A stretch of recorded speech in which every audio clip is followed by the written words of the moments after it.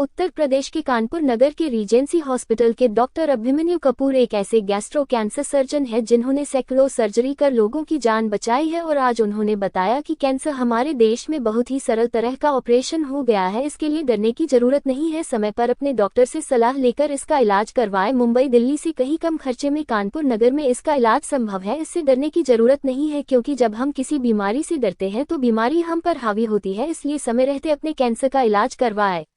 वर्तमान में दुनिया भर में हर साल 76 लाख लोग कैंसर से दम तोड़ते हैं, जिनमें से 40 लाख लोग समय से पहले 30-69 वर्ष आयु वर्ग मर जाते हैं।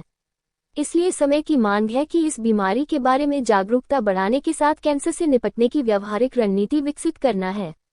वर्ष 2025 तक कैंसर के कारण समय से पहले होने वाली मौतों के प्रति वर्ष 60 लाख होने का अनुमान है। यदि विश्व स्वास्थ्य संगठन के 2025 तक कैंसर के कारण समय से पहले होने वाली मौतों में 25% कमी के लक्ष्य को हासिल किया जाए तो हर साल 15 लाख जीवन बचाए जा सकते हैं।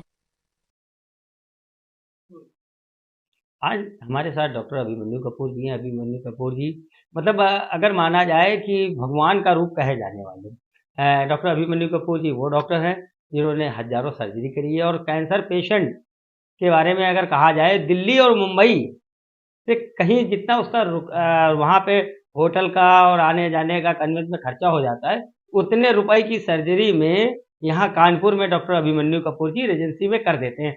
आज हमारे साथ डॉक्टर अभिमन्यु कपूर जी जुड़े हैं और जानेंगे अभिमन्यु कपूर जी से कि सर कैसे संभव होता है।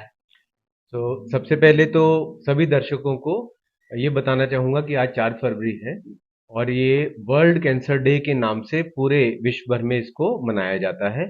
इस दिन में मेन हमारा यही प्रयास होता है कि हम सभी को कैंसर के बारे में जागरूक करें, इसके बारे में चर्चा करें, अवेयरनेस करें, ताकि इस बीमारी को लेके लोगों के जहन में एक अंडरस्टैंडिंग आए और इससे हम प्रॉपर वे में फाइट कर पाए, लड़ पाए।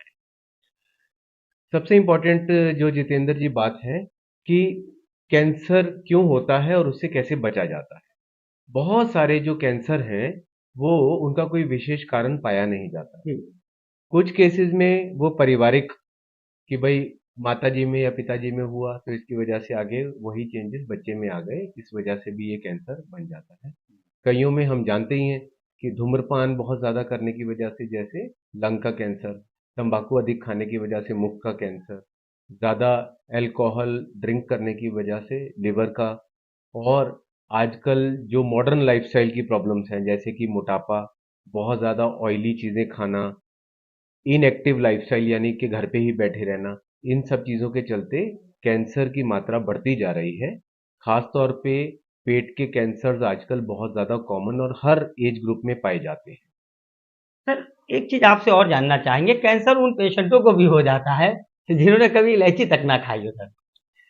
बिल्कुल करेक्ट है। सो बहुत सारे पेशेंट्स आते हैं जो कहते हैं कि हमने ना तो कभी जीवन में ड्रिंक किया, ना स्मोकिंग की, यहाँ तक कि इलायची तक भी नहीं खाई, उनमें भी कैंसर होता है। ये कारण ये है कि जो प्रोसेसेस को हम अभी तक साइंटिफिकली नहीं समझ पाए हैं, बट शोध लगातार चल रहा है, तो हमारे जो बॉडी के सेल्स होते हैं उनमें म्यूटेशन होती है, उसकी वजह से उनमें परिवर्तन आ जाता है और फिर वो बहुत ज़्यादा मल्टीप्लाई करना स्टार्ट कर देते हैं। इसके बारे में इम्पॉर्टेंट कुछ जानकारियां हैं जो कि हम अगर बचपन से ही करें तो इससे हमें प्रोटेक्शन मिल सकती है। सबसे पहला जो है वो है एक्टिव लाइफस्टाइल। आप अपने आप से ये सवाल करें कि लास्ट टाइम आपने कब एक अच्छे से जोरदार तरीके से एक्सरसाइज की थी, यानी कि उस एक्सरसाइज के बाद आपको सांस फूला हो या पसीने आए हो। अगर ये एक्सरसाइजेज आप बचपन से करते आ रहे हैं तो आपको प्रोटेक्शन मिलती है। उसी तरीके से अगर आप बिना हिसाब के बाजार का खाना खाते हैं और खाना खाते हुए आप रुक नहीं पाते और आपको उसकी वजह से मोटापा बढ़ रहा है, आपकी पैंट टाइट होती जा रही है, आपको रोजमर्रा के जीवन में भी सुस्ती महसूस होती है, इसको हम ओबेसिटी बोलते हैं। इसका भी कैंसर के साथ में काफी ज्यादा एसोसिएशन पाया गया है। तीसरा इंपॉर्टेंट, अक्सर मेरे पास में पेशेंट्स आते हैं जो कि अपनी प्री एग्जिस्टिंग बीमारियों को इग्नोर करते हैं। तो एक चीज बात काटना चाहेंगे आपने, और सर ये जानना चाहेंगे कि कैंसर के बारे में, जैसे किसी पेशेंट को अगर हो लगता है कि कैंसर हो रहा है या शुरुआत है, तो सर ये कैसे पता चलेगा? ये बहुत बढ़िया प्रश्न है। हमें अपने शरीर के बारे में एक अवेयरनेस होना जरूरी है। आप फर्ज कीजिए आप नॉर्मल अपना लाइफस्टाइल जी रहे हैं, हमेशा की तरह खाना खा रहे हैं, बट अब अचानक से आपको यह एहसास हो रहा है कि मेरा तो वेट गिरता जा रहा है बिना किसी प्रयास के, या आप सुबह उठते हैं आपको लग रहा है कि मेरे में अब एनर्जी नहीं है, मैं उतना काम नहीं कर पा रहा हूँ, मैं बहुत थका हुआ महसूस कर रहा हूँ, या हो सकता है आपने कहीं शरीर में कोई गांठ रसौली महसूस की हो जो महीनों से सालों से उसी साइज की थी, अब अचानक से उसका आकार बढ़ गया, या उसमें कोई नए चिन्ह डेवलप हो गए, रंग बदल गया, पेन होना शुरू हो गया। तो इस तरीके की चीजों को इग्नोर नहीं करना होता है। ये छोटे छोटे चिन्ह होते हैं जो हमें शुरुआत में ही कैंसर की तह तक पहुंचा सकते हैं। क्योंकि मैं पेट के कैंसर्स का सर्जन हूँ, मेरे पास अक्सर पेशेंट आते हैं जो बताते हैं कि सर हमारे तो पित्ताशय में कई सालों से पथरी थी, हमें लगा कि इससे कोई फर्क नहीं पड़ता और हमने इसको बस नजरअंदाज किया, और फिर जिस दिन दिक्कत होनी स्टार्ट हुई तो पता चलता है कि वो कैंसर का रूप ले चुकी है, और जो कि कई बारी बहुत आगे बढ़ चुकी अच्छा सर, है। एक चीज़ और जानना चाहेंगे आपसे, जो पेट में पथरी होती है, पित्त में बताई जाती है, बहुत से लोग लापरवाही करते हैं, उसकी सर्जरी नहीं करवाते हैं। कह रहे सर हमें तो कोई दिक्कत नहीं होती और अगर दिक्कत हुई तो सर दवाई ले ली और आराम मिल गया।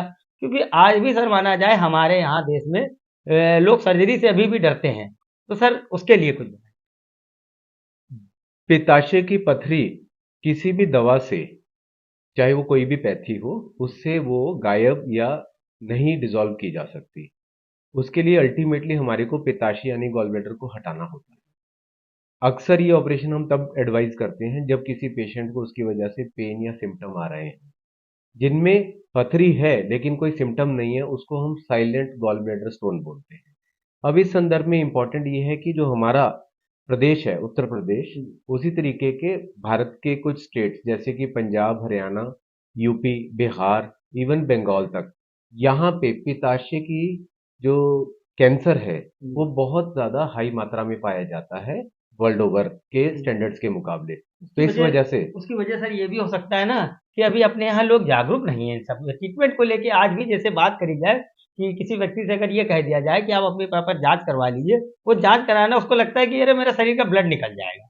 जबकि अब तो पित्ताशय का जो ऑपरेशन है वो इतना ज्यादा कन्वीनियंट और सुविधाजनक हो गया है कि इसमें मात्र एक दिन लगता है। यदि हमने पेशेंट को आज ऑपरेट किया, उसको उसी शाम या अगले दिन छुट्टी कर देते हैं। वो सामान्य रूप से खा सकता है, हर काम कर सकता है, ना कहीं कोई दर्द होता है, ना कोई चीरा आता है, और ऑपरेशन के बाद किसी तरह का कोई विशेष परहेज भी नहीं होता है।